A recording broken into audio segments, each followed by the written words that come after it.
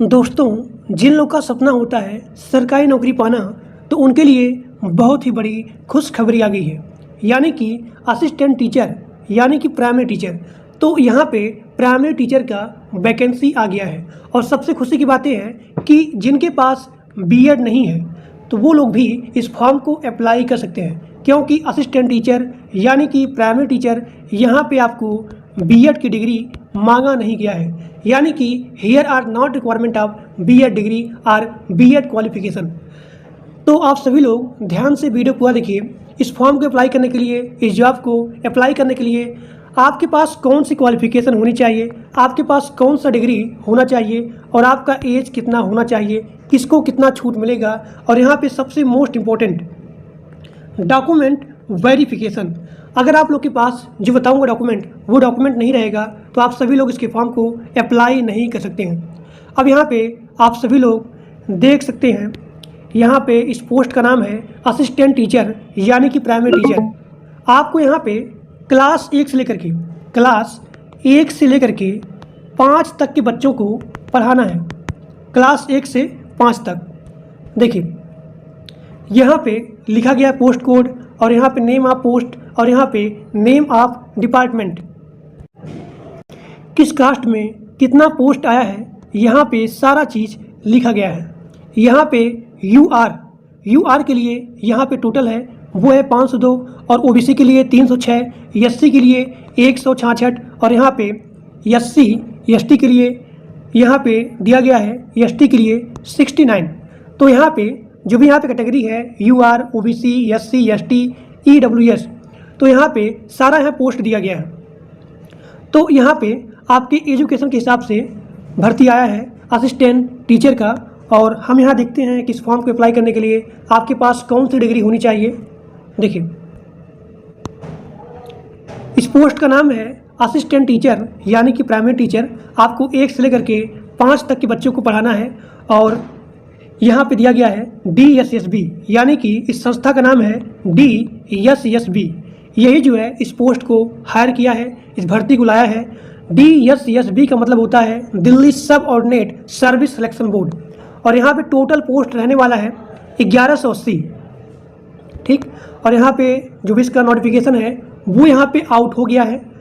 और इसका जो भी अप्लाई मोड है वो है ऑनलाइन सभी लोग इसके फॉर्म को अप्लाई कर सकते हैं। यहाँ पे दिया गया है कि इस पोस्ट को, इस जॉब को अप्लाई करने के लिए आपके पास कौन सी डिग्री होनी चाहिए। तो यहाँ पे साफ साफ लिखा गया है कि यहाँ पे कोई भी बीएड की डिग्री नहीं मांगा गया है। यानी कि अगर आप 12 पास आउट हो और कम से कम आपका जो भी परसेंटेज है वो है 50%, तब भी आप इसके फॉर्म को अप्लाई कर सकते हैं। जो लोग का DLED है, डिप्लोमा है, वो सभी लोग इसके फॉर्म को अप्लाई कर सकते हैं। लेकिन यहाँ पे मैंडेटरी है वो है सीटेट, यानी कि सीटेट पेपर 1 आपका यहाँ पे क्वालिफाइड होना चाहिए। और सबसे मोस्ट इम्पोर्टेंट वो है लैंग्वेज को लेकर के, यानी कि आपको हिंदी और यहाँ पे इंग्लिश, हिंदी इंग्लिश पढ़ना, लिखना और यहाँ पे बोलना आना चाहिए। अब यहाँ देखिए कैटेगरी के बारे में बात करें तो यहाँ पे एज में भी छूट है। मिनिमम इसका एज है 18 साल और यहाँ पे मैक्सिमम एज है 30 साल। यानी कि इस फॉर्म को अप्लाई करने के लिए आपका मिनिमम एज 18 साल और यहाँ पे मैक्सिमम एज 30 साल होना चाहिए। और यहाँ पे एज में भी छूट है, यानी कि अगर जो लोग SC ST हैं तो उनको यहाँ पे 5 साल का छूट है, और जो लोग OBC हैं उनको यहाँ पे 3 साल का छूट दिया गया है। लेकिन यहाँ भी आपको डॉक्यूमेंट लगाना पड़ेगा, वो है जाति प्रमाण पत्र, यानी कि कास्ट सर्टिफिकेट। जिन लोग के पास कास्ट सर्टिफिकेट है वही लोग यहाँ पे एज में छूट पाएंगे। यानी कि तभी आपको SC ST के लिए 5 साल का छूट और OBC के लिए 3 साल का छूट दिया जाएगा। तो इसका मिनिमम एज है 18 साल और यहाँ पे मैक्सिमम एज है 30 साल। अगर आप OBC हो तो आपको यहाँ पे 3 साल का छूट मिलेगा, यानी कि 18 से लेकर के 33 साल। और यहाँ पे SC ST के लिए यहाँ पे 5 साल का छूट है, यानी कि 30 से बढ़ करके हो जाएगा 35 साल। अब यहाँ देखिए इस फॉर्म को अप्लाई करने के लिए आपका जो भी एप्लीकेशन फीस है वो है जनरल, OBC और यहाँ पे EWS, इसके लिए 100 रुपया है।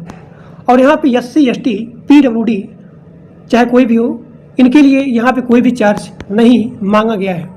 और इसका जो भी एप्लीकेशन फ़ीस है इसको आप ऑनलाइन इसका पेमेंट कर सकते हैं। अब यहाँ देखिए, इस फॉर्म को अप्लाई करने के लिए आपका जो भी स्टार्टिंग डेट है वो 17 सितंबर से स्टार्ट हो जाएगा, यानी कि 17 सितंबर से लेकर के 16 अक्टूबर तक आप इसके फॉर्म को ऑनलाइन अप्लाई कर सकते हैं। अब यहाँ देखते हैं कि इसका सिलेक्शन प्रोसेस क्या रहने वाला है। सिलेक्शन प्रोसेस में सबसे पहले आपका होगा CBT बेस्ड टेस्ट, यानी कि आपका यहाँ पे कंप्यूटर बेस्ड टेस्ट होने वाला है। उसके बाद आपका यहाँ पे होगा डॉक्यूमेंट वेरिफिकेशन, यानी कि सबसे पहले आपका यहाँ पे होगा CBT बेस्ड टेस्ट, उसके बाद आपका यहाँ पे होगा डॉक्यूमेंट वेरिफिकेशन, जो कि सबसे इम्पोर्टेंट होता है डॉक्यूमेंट वेरिफिकेशन। अगर आपका रिटन एग्जाम निकल जाता है तो उसके बाद जो बताऊंगा डॉक्यूमेंट, वो सभी डॉक्यूमेंट आप सभी लोग के पास अवेलेबल होना ही चाहिए। अब यहाँ देखिए, फाइनल सिलेक्शन में आपका यहाँ पे होगा मेरिट बेस्ड या फिर कैंडिडेट प्रेफरेंस। अब देखिए, मिनिमम क्वालिफाइंग मार्क वो है जनरल, और यहाँ पे EWS इसके लिए मात्र 40%, और यहाँ पे OBC के लिए 35%, और यहाँ पे SC ST या फिर PWBD इसके लिए है 30%। और जो भी यहाँ पे एक्स सर्विसमैन है उनको यहाँ पे 5% रिलैक्सेशन दिया जाएगा। अब यहाँ पे सबसे मोस्ट इम्पॉर्टेंट है वो है डॉक्यूमेंट वेरिफिकेशन।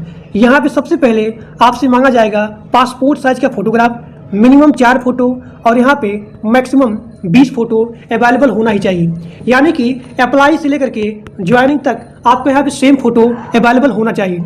उसके बाद सिग्नेचर, और उसके बाद यहाँ पे मांगा जा रहा है बर्थ सर्टिफिकेट। तो बर्थ सर्टिफिकेट में या फिर अपना यहाँ पे मतलब कि यहाँ पे मांगा जा रहा है एज प्रूफ। तो एज प्रूफ में आप अपना बर्थ सर्टिफिकेट लगा सकते हैं। जिन लोग के पास बर्थ सर्टिफिकेट नहीं है तो वो लोग यहाँ पे अपना 10 का मार्कशीट या फिर सर्टिफिकेट लगा सकते हैं। और जो भी आपको यहाँ पे क्वालिफिकेशन है उसका सर्टिफिकेट आप लगाएंगे डॉक्यूमेंट वेरिफिकेशन में। अब देखिए, यहाँ पे जितने सारे कास्ट हैं वो सभी कास्ट इसके फॉर्म को अप्लाई कर सकते हैं। अब यहाँ पे जाति प्रमाण पत्र उन्हीं को लगाना है जिनको यहाँ पे एज में छूट मिलेगा, यानी कि SC ST OBC और यहाँ पे EWS। अगर आप अपना जाति प्रमाण पत्र लगाएंगे तभी आपको एज में छूट मिलेगा, ठीक। और यहाँ पे डिसेबिलिटी सर्टिफिकेट, ये भी लोग यहाँ पे अप्लीकेबल हैं। और यहाँ पे मांगा जा रहा है डोमिसाइल सर्टिफिकेट या फिर प्रूफ, और यहाँ पे वैलिड ID प्रूफ। इसके स्थान पे आप अपना आधार कार्ड या फिर वोटर ID या फिर ड्राइविंग लाइसेंस या फिर पासपोर्ट, तो जो भी यहाँ पे आपका फोटो वाला होगा प्रूफ, तो वो चीज़ आप यहाँ पे लगाएंगे। अब देखते हैं कि जो भी इसका ऑफिशियल नोटिफिकेशन है, देखिए यहाँ पे इसका ऑफिशियल नोटिफिकेशन आ गया है कि 17 सितंबर से इसका स्टार्टिंग डेट है, यानी कि 17 सितंबर 2025 से ही इसका आवेदन प्रारंभ हो जाएगा। और इसका लास्ट डेट है वो है 16 अक्टूबर 2025 टिल 11:59 PM। तो आपका यहाँ पे जो भी स्टार्टिंग डेट है वो यहाँ पे स्टार्ट हो गया है 17 सितंबर 2025, और इसका लास्ट डेट है 16 अक्टूबर। और यहाँ पे आप सभी लोग देख सकते हैं, यहाँ पे जो भी पोस्टिंग है वो है असिस्टेंट टीचर, यानी कि प्राइमरी टीचर। और यहाँ पे सारा चीज़ दिया गया है इसके नोटिफिकेशन में। देखिए, यहाँ पे जो भी आपका पोस्ट रहेगा, जो भी आपकी डिग्री रहेगी, उसके बिहाफ पे ही आपको यहाँ पे क्वेश्चन दिया जाएगा, यानी कि जिस पोस्ट के लिए आप अप्लाई कर रहे हैं तो उसी पोस्ट के हिसाब से यहाँ पे आपसे जो भी आपका एग्ज़ाम है उसी बेस पे होने वाली है। और यहाँ पे सारा चीज़ दिया गया है। मैं इसके PDF को अपने व्हाट्सएप ग्रुप में और अपने टेलीग्राम ग्रुप में डाल दूँगा, तो आप सभी लोग इसके पूरे नोटिफिकेशन को अच्छे से पढ़ सकते हैं। देखिए, यहाँ पे सारा चीज़, इसका जो भी पोस्ट है, इसका जो भी यहाँ देखिए, इसका जो भी CBT बेस्ड टेस्ट होने वाला है उसमें सिलेबस क्या रहने वाला है, इन सभी के बारे में यहाँ पे सारा चीज़ दिया गया है। पहला आपका है GI, यानी कि general intelligence and reasoning abilities, ये चीज़ पूछा जाएगा। उसके बाद है GA, यानी कि जनरल अवेयरनेस, और उसके बाद है arithmetical and numerical ability. Simply कहने मतलब क्या है कि GK आएगा, रीजनिंग आएगा, मैथ आएगा, इंग्लिश आएगा, यानी कि इंग्लिश लैंग्वेज एंड कंप्रीहेंशन, और यहाँ पे हिंदी लैंग्वेज एंड कंप्रीहेंशन। और यहाँ पे टोटल 100 क्वेश्चन रहने वाले हैं 100 नंबर के। तो यहाँ पे सारा चीज़ दिया गया है। आप सभी लोग ध्यान से इसके पूरे नोटिफिकेशन को पढ़ सकते हैं। तो आज के लिए बस इतना ही, और जो लोग मेरे टेलीग्राम ग्रुप में और व्हाट्सएप ग्रुप में नहीं ज्वाइंट हो, उसका लिंक इसी वीडियो के डिस्क्रिप्शन बॉक्स में दिया गया है। आप सभी लोग जाकर के ग्रुप को ज्वाइन कर लीजिए।